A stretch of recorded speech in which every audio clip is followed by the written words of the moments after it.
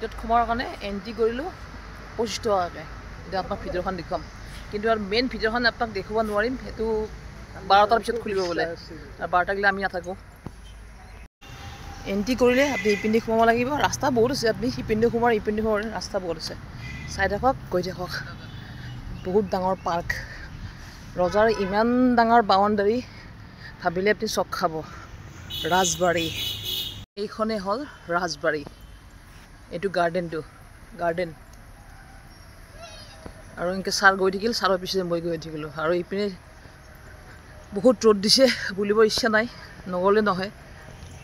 এই ৰাজবাৰী বহুত ধুনীয়া ন, কিন্তু কি হ'ব, দুখ মানে এইটো খুলিব, কোনোবাই কৈছে 10:30 খুলিব, কোনোবাই কৈছে 1 বজাত খুলিব।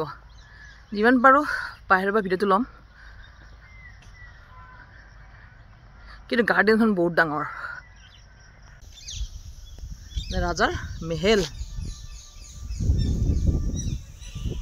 বাৰী নাৰায়ণ ৰজাজনৰ নাম, এইটো হ'ল ৰাজবাৰী।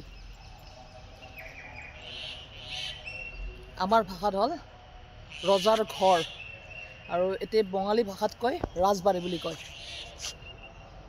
বহুত ডাঙৰ আৰু বহুত ডাঙৰ এৰিয়া, আপুনি আহি বিৰাট ভাল লাগিব। আৰু এইটো ৰাজবাৰীখন আছে আপোনাৰ কোচবিহাৰত, আপুনি কোচবিহাৰত আহিব লাগিব।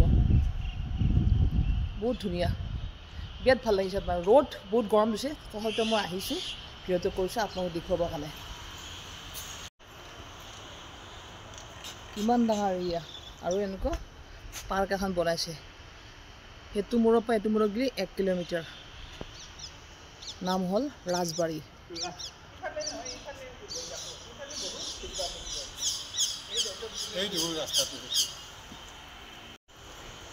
গেট বন্ধ আছে, 11টা বজাত খুলিব। এতিয়া মই সকলোকে বাই বাই দিওঁ, লাইক কৰক, কমেণ্ট কৰক, ছাবস্ক্ৰাইব কৰক। আপুনি যেতিয়াই মানে কোচবিহাৰ আহিব, আপুনি ৰাজবাৰীত এবাৰ সোমাই যাব। ভিতৰত মিউজিয়াম আছে, চাবলগীয়া বহুত আছে, কিন্তু মই আপোনালোকক দেখুৱাব নোৱাৰিলোঁ, তাৰ কাৰণে বহুত দুখিত, মোক ক্ষমা কৰি দিব।